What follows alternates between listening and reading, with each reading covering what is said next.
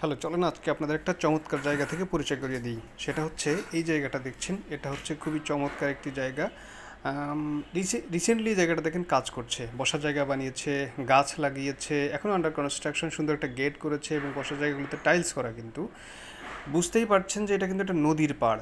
এটা হচ্ছে বুড়িগঙ্গা নদীর পাড়। দেখেন সুন্দর গেট, টাইলস করা এবং এর চারপাশে বসার জায়গা করেছে। অনেক মানুষ বসে রয়েছে এখানে, কিন্তু সকালবেলায় মানুষ শরীরচর্চা করতে আসে, দৌড়াতে আসে, এখানে ব্যায়াম করে।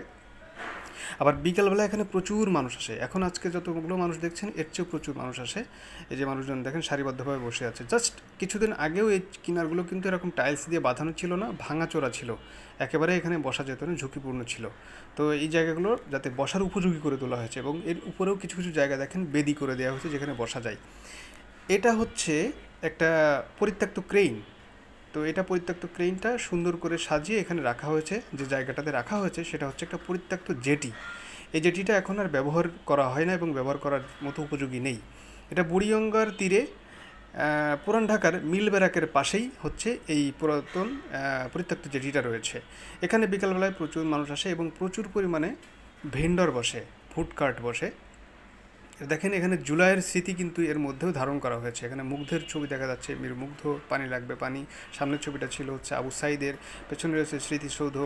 নতুন করে একটা রং করা হয়েছে, এর আগে একবার করা হয়েছিল, তো বুঝেনি তো, এটা বেশি দিন আসলে থাকে না।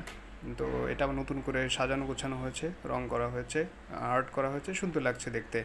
এখানে মানুষজন এসেছে, বাচ্চা কাচ্চারা আসে এখানে এবং মা বাবারা তাদের বাচ্চা কাচ্চাকে নিয়ে আসে। এখানে দাঁড়িয়ে কিন্তু আপনি সূর্যাস্ত দেখতে পারবেন, খুব চমৎকার সূর্যাস্ত। লঞ্চ যাতায়াত করে, নৌকা যাতায়াত করে, খুবই ভালো লাগার একটি জায়গা।